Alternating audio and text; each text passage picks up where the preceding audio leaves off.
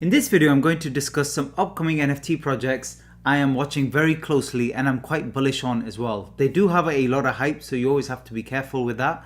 However, we're going to go into the project a little bit more in terms of details, and also later in this video I'm going to discuss winners of our most recent Super C software giveaway, which I had announced in the previous video as well. So the first one we're going to go through is Toyz. Now, mint date, you can see here, it's very clear, it's April the 15th, so it's coming up in a few days. And I really like the artwork in this one. So if you click here on media, and you can see the theme here is very clear. It's all favorite activities and games from your childhood.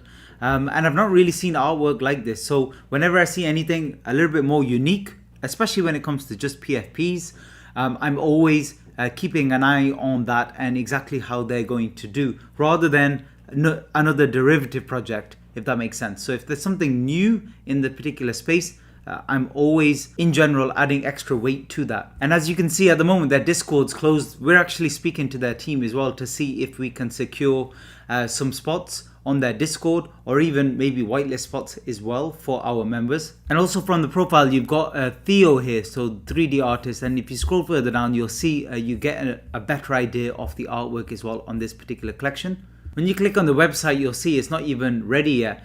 Now, there's a few reasons for this, but sometimes the main websites for a lot of collections nowadays, as I've mentioned in previous videos, it is actually on Twitter.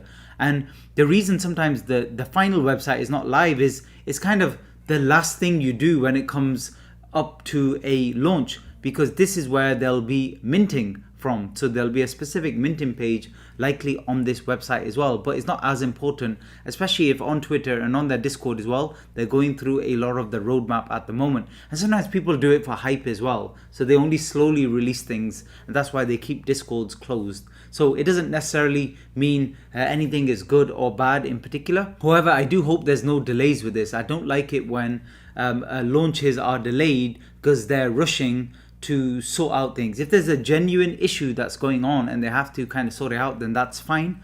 But if there are delays just because they're rushing artwork or rushing other things, that's usually not a good sign. So just be aware of that. Another one I'm looking at very closely is 88DYNASTY. We did manage to secure whitelist spots for this for our private Discord members, our Wizard Pass holders. And this one I'm looking at in particular, again, it's basically the artwork that I'm very intrigued about.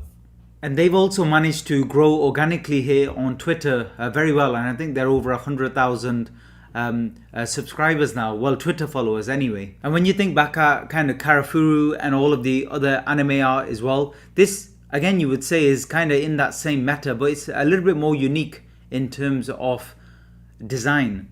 So keep an eye out for this one as well. It's another one potentially that could do really well. And let's move on to our next upcoming NFT project. And just before I discuss that, I wanted to go through the giveaway we did for Super C for our YouTube subscribers and those who had commented on the last video. So there were 454 unique comments on that particular video.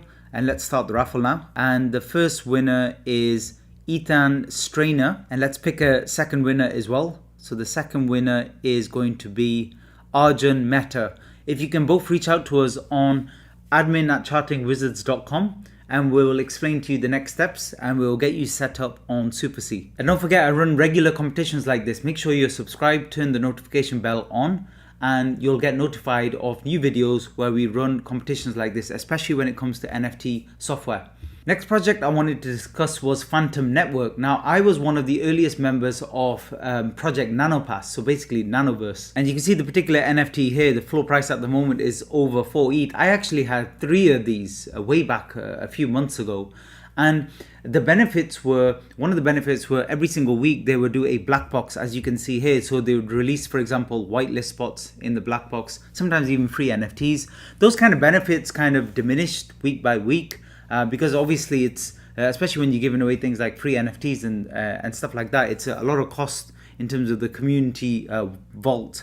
But apart from that, there was some very, very good early alpha as well in that particular community. And that was one of the other things I really liked. Now the same founders and team are working on this new project. There is a massive amount of hype around this project. They've done some really, really good collabs we're trying to speak to them at the moment as well, regards to a collab. Now, how they will do, how they will perform, I think it depends on a lot of the tokenomics as well. You can't ignore that when it comes to projects like this. It will depend on the mint price, the collection size as well, and exactly what they're releasing in terms of their roadmap. I am a member of their Discord already, and I know they're trying to keep things very, very mysterious as well, which I think is really cool. Personally, I add a lot more weight to people who have already released a collection before. They know how the NFT world works, and it's a successful project. As you can see, this one with 5,555 doing very, very well. Although for a while, it's like that with any new collection, even our own. For a while, I think for them, for Project Nanopass, for about a month or two, the floor price wasn't doing anything. It was actually dipping, and it went all the way down to, I think, probably lows were 0.6 or something like that. But that's normal. The hype kind of dies off after a new project launch, and then you have to get to work, and that's where you have to build. You have to focus very much on utility as well, looking after all of your community members and keep on adding value. And the reason this has boosted so much recently is obviously because of the connection with the new project as well. So I'm always bullish on people who have already shown that they know what they're doing in the NFT space. So that's it for this one. Please comment below if you're looking at any other big projects, and I'll try my best to do a review on those as well. Thanks for listening.